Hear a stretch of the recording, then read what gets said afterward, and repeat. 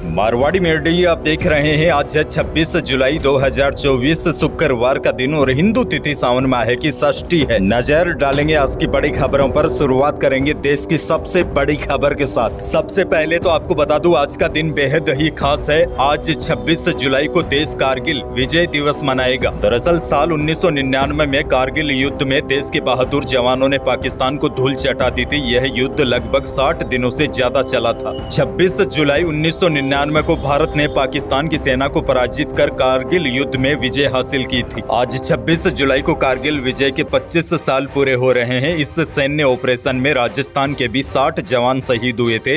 इनमें 8 जवान तो ऐसे थे जिनकी पत्नियां गर्भवती थी। पिता की शहादत के बाद बच्चों का जन्म हुआ। आज देश भर में इन शहीदों को श्रद्धांजलि देने के लिए कई प्रकार के कार्यक्रम आयोजित किए गए हैं। प्रधानमंत्री नरेंद्र मोदी भी इस मौके पर आज कारगिल का दौरा करेंगे। आप सभी को 25वें कारगिल विजय दिवस की शुभकामनाएं। और जिन हमारे वीर जवानों ने, बहादुर सैनिकों ने प्राणों की आहुति दी, उनको भी भाव विभोर श्रद्धांजलि। फिर आगे बढ़ जाते हैं। देश की एक और बड़ी खबर। गुजरात में पिछले 4 दिनों से तेज बारिश का दौर जारी है। इससे बड़ोदरा, सूरत, भरूच और आनंद समेत कई जिलों में बाढ़ जैसे हालात बन गए हैं। हालात यह है, गुजरात में बारिश से संबंधित घटनाओं में कुल 8 लोगों की मौत हो गई है। वहीं इन जिलों के निचले इलाकों में 826 लोगों को सुरक्षित जगहों पर शिफ्ट करना पड़ा है। कई जगहों पर स्कूलों और कॉलेजों की छुट्टियां कर दी गई है। एनडीआरएफ और एसडीआरएफ की टीमों को तैनात कर दिया गया है। गुजरात में भारी बारिश के चलते कई रेल सेवाएं भी बाधित हो गई है। इसके अलावा महाराष्ट्र में भी कई जिलों में बाढ़ जैसे हालात बने हुए हैं। बहरहाल आगे बढ़ते हैं। राजस्थान से बहुत बड़ी खबर। भाजपा प्रदेशाध्यक्ष सीपी जोशी ने अपने पद से इस्तीफे की पेशकश कर दी है। पिछले 3 दिनों से जोशी दिल्ली में है। वे केंद्रीय गृह मंत्री अमित शाह है और राष्ट्रीय अध्यक्ष जेपी नड्डा से भी मुलाकात की। जोशी ने इस्तीफे की एक बार पहले भी पेशकश लोकसभा चुनाव के परिणाम आते ही कर दी थी, लेकिन अब उन्होंने दोबारा इस्तीफे की पेशकश की है। जोशी विधानसभा चुनाव के परिणामों में राजस्थान में भाजपा की सरकार बनाने के बाद से ही पद छोड़ना चाहते थे, लेकिन उन्हें पार्टी आलाकमान ने पद पर बने रहने को कहा था। अब जोशी ने एक बार फिर अपने पद से इस्तीफे की पेशकश की है। अब देखने वाली बात यह रहेगी कि पार्टी अगर इनका इस्तीफा मंजूर कर लेती है तो राजस्थान में भाजपा प्रदेशाध्यक्ष का पद किसको सौंपा जाता है। आगे बढ़ जाते हैं। बड़ी खबर। राजस्थान सरकार की ओर से किसानों के लिए स्वैच्छिक भार वृद्धि घोषणा योजना लागू करने की घोषणा हो गई है।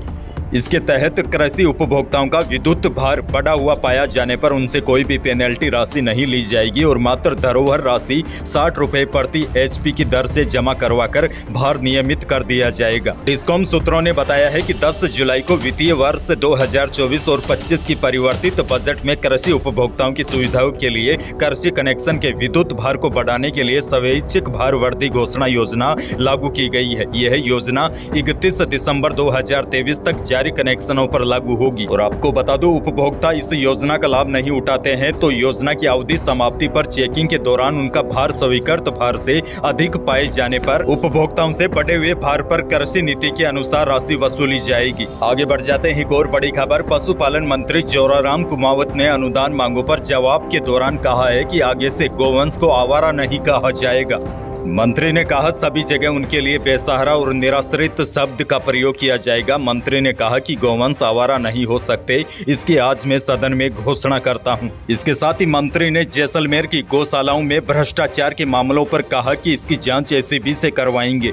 आगे बढ़ जाते हैं। राजस्थान के लोगों के लिए एक और अच्छी खबर है। जयपुर से बांदीकुई ग्रीनफील्ड एक्सप्रेस पर अक्टूबर से ट्रैफिक शुरू होने की उम्मीद है। इस बाईपास का 80% काम पूरा हो चुका है। NHAI अधिकारियों की माने तो सितंबर के आखिरी तक काम पूरा हो जाएगा। संभावना है कि अक्टूबर के आखिरी तक इसे ट्रैफिक संचालन के लिए खोल दिया जाएगा। इससे फायदा ये होगा, एक्सप्रेस वे के शुरू हो जाने के बाद जयपुर से दिल्ली के बीच सफर केवल 3.5 घंटे का हो जाएगा।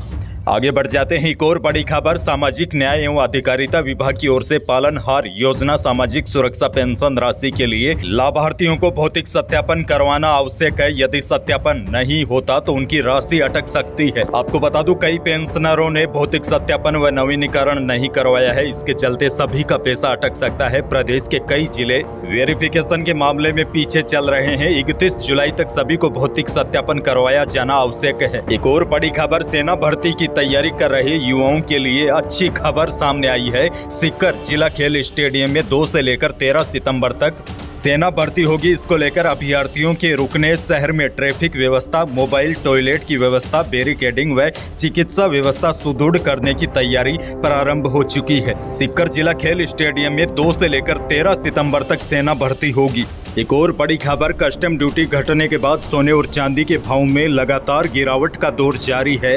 राजस्थान में लगातार तीसरे दिन सोने और चांदी की कीमतों में बड़ी गिरावट आई है। इसके बाद स्टैंडर्ड सोना यानी कि 24 कैरेट सोने की कीमत घटकर 69,900 रुपए पर आ गई है। वहीं 22 कैरेट सोने की कीमत 65,200 रुपए प्रति 10 ग्राम पर पहुंच गई है और 18 कैरेट सोना भी 55,200 रुपए प्रति 10 ग्राम पर आ गया है। वहीं जयपुर सराफा बाजार में चांदी रिफाइन की कीमत भी घटकर 84,300 रुपए प्रति किलो पर पहुंच गई है। अगर आप सोना और चांदी खरीदने की सोच रहे हैं तो आपको कई बातों का ध्यान रखना होगा, जिसके बारे में कल शाम को मैंने पूरी डिटेल के साथ आपको वीडियो दिया है। वह वीडियो जरूर देखिएगा ताकि आपके हाथ में सही सोना आ सके।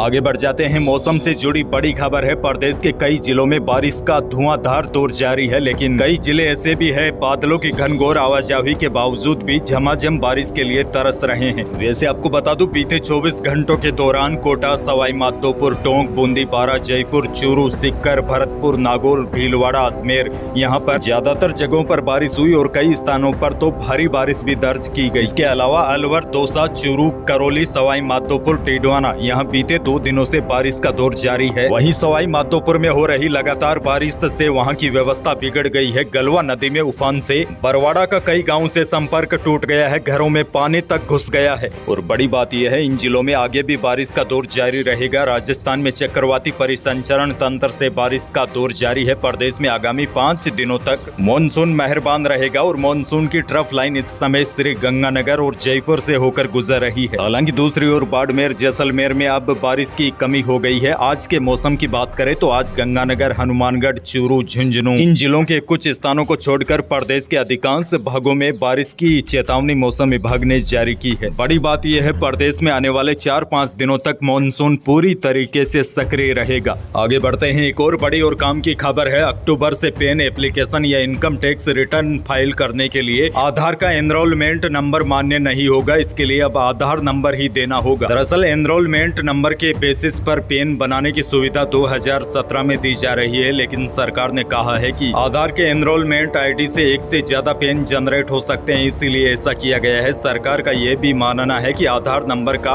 कवरेज काफी ज्यादा बढ़ गया है और यह भारत के लगभग सभी लोगों को मिल चुका है। बड़ी खबर यह है, अक्टूबर से पेन एप्लीकेशन या इनकम टैक्स रिटर्न फाइल करने के लिए आधार का एनरोलमेंट नंबर मान्य नहीं होगा। तो यही थी प्रदेश और देश की आज की बड़ी और महत्वपूर्ण खबरें। वीडियो को लाइक करना बिल्कुल न भूलिए और चैनल पर नए हैं तो सब्सक्राइब जरूर कीजिएगा ताकि आप अपडेट रहे बड़ी और काम की खबरों से।